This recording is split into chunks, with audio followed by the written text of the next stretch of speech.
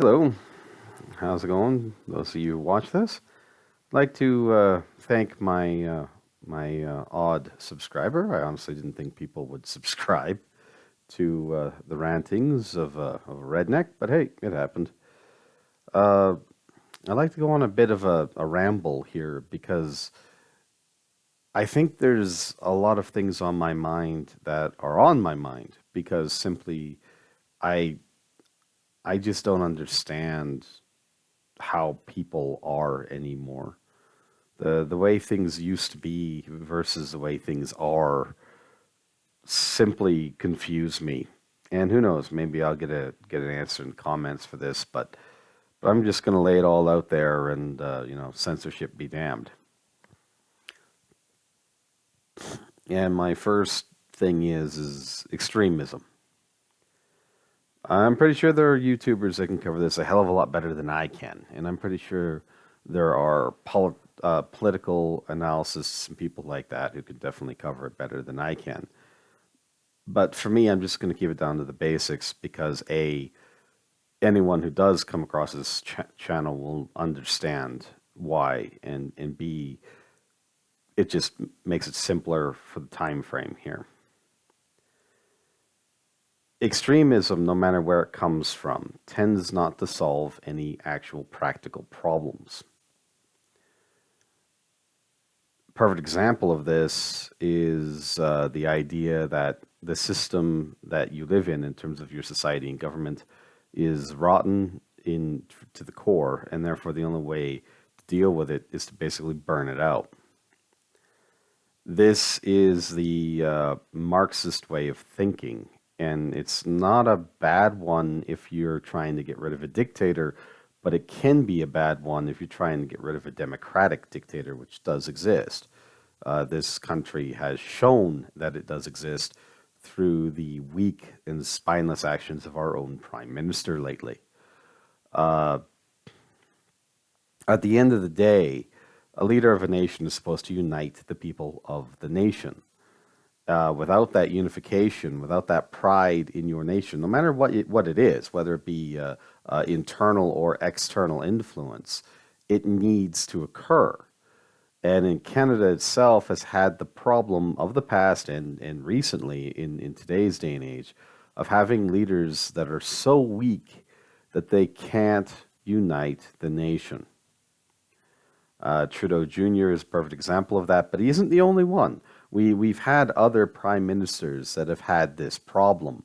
Mulroney couldn't get anyone to agree to a lot of the things he was trying to do, and Joe Clark was a bit too honest for his own good, and as a result, nobody really wanted him.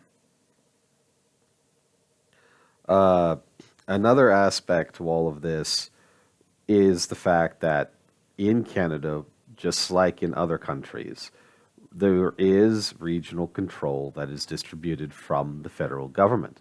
The federal government does not have full control over the entire nation. It can, but it would create a lot of problems because first of all, Canada is a very large country, and secondly, different regions have different economic area zones or economic influence zones, and as a result, a lot of what's going on in this nation has a lot to do with the fact that the premiers don't get along with each other or don't coordinate with each other. You don't have to like another premier in order to see the benefits. And the territorial administration is often ignored to the territory's own discretions. And they have to report to the federal government directly. I don't understand why, but that is how our system works most of the time.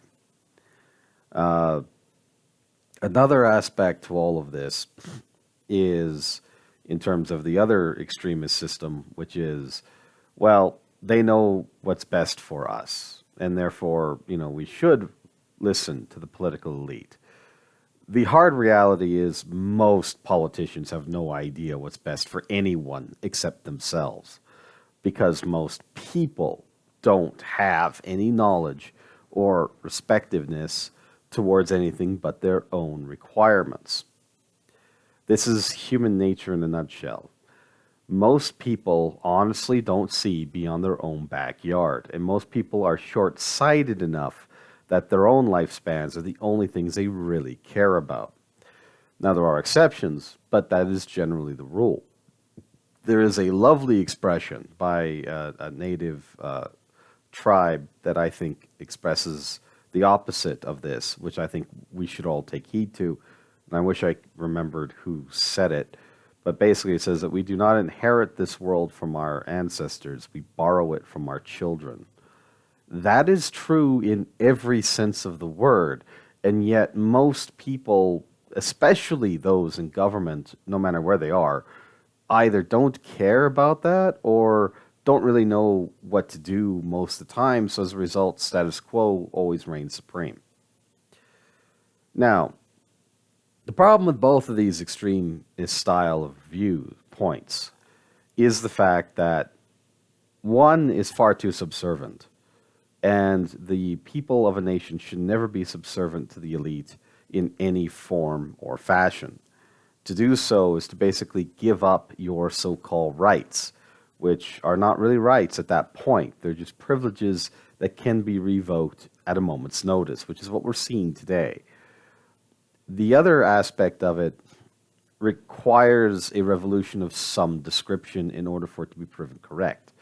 The most popular type leans more towards a Marxist or communist viewpoint. And I hate to say it, but all those dead people can't be wrong. At the end of the day, communism simply doesn't work. It's been proven that it doesn't work over and over and over again. It's a model that sets itself up for its own destruction. And we're seeing that in the collapse of the societal capacities of China. We're seeing that in the fact that Vietnam has had to change a lot of its aspects economically just to survive. And we've seen that with the fall of the Soviet Union and various other nations that have adopted similar creeds. This doesn't work most, if not all, of the time.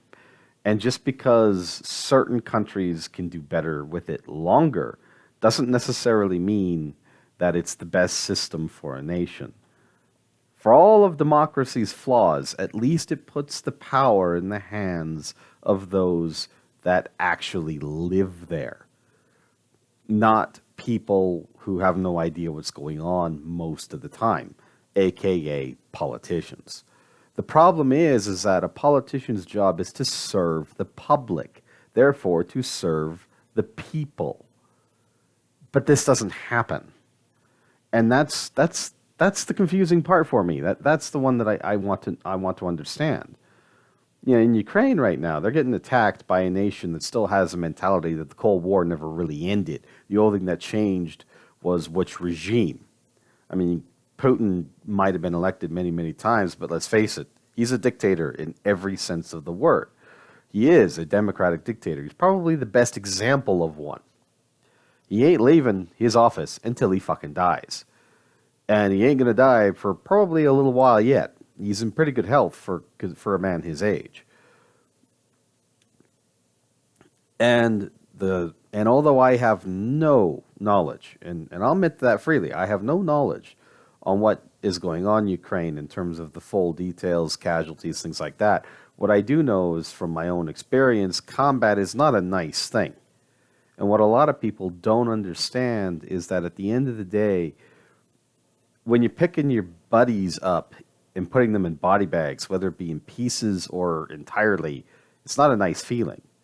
And most people, especially out here in the West, especially here in North America, don't seem to know what that looks like or feels like, and therefore they're both ignorant and, more importantly, arrogant towards what the cost might entail in order for them to get their so-called changes.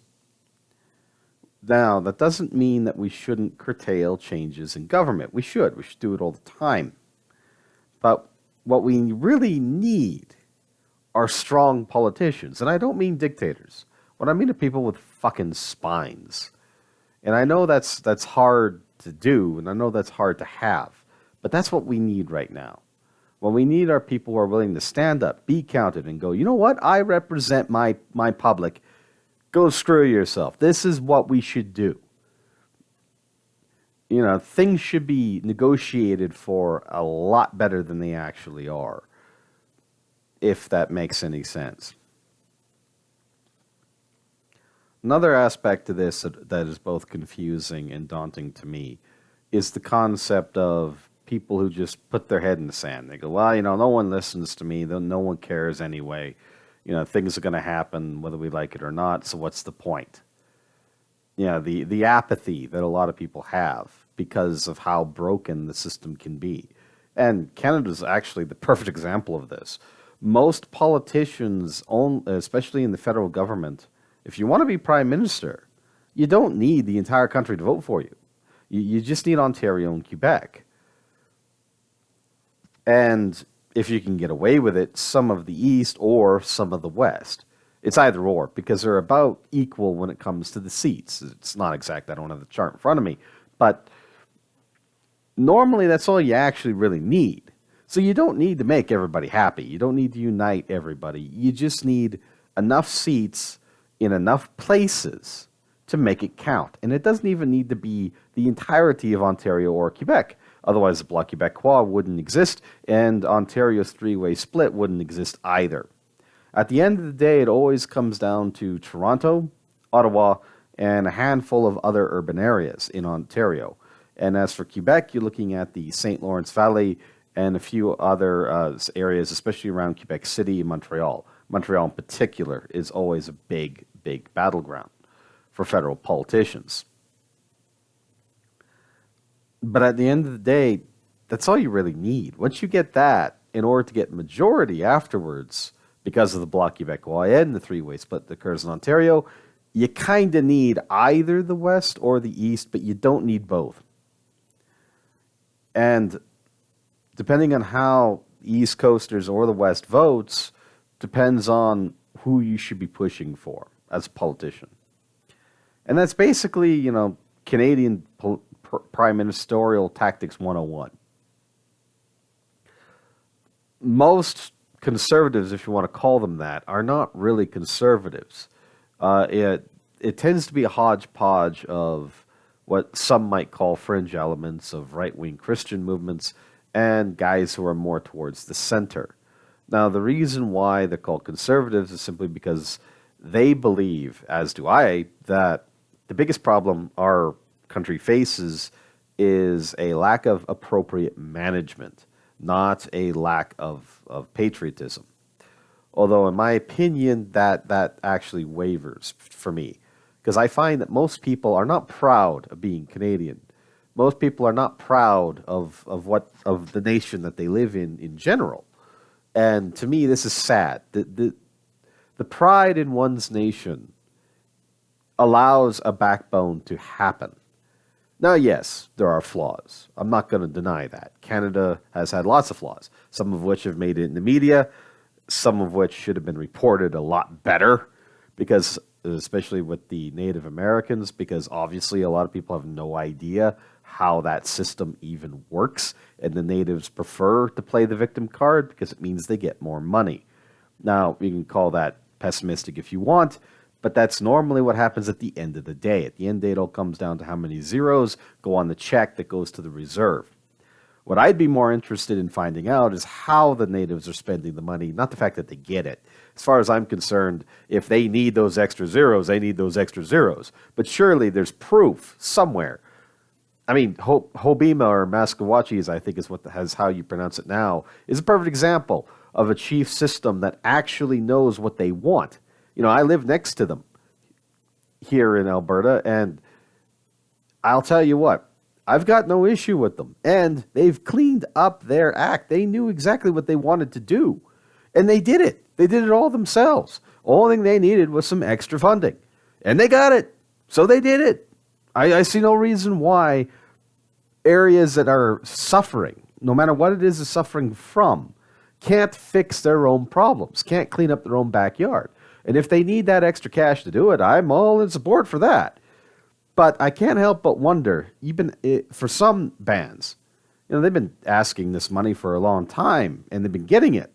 What have they been spending it on? But anyway, that's a topic for another discussion. Have a good one. Thank you. And thank you for listening to these rants, especially that one subscriber.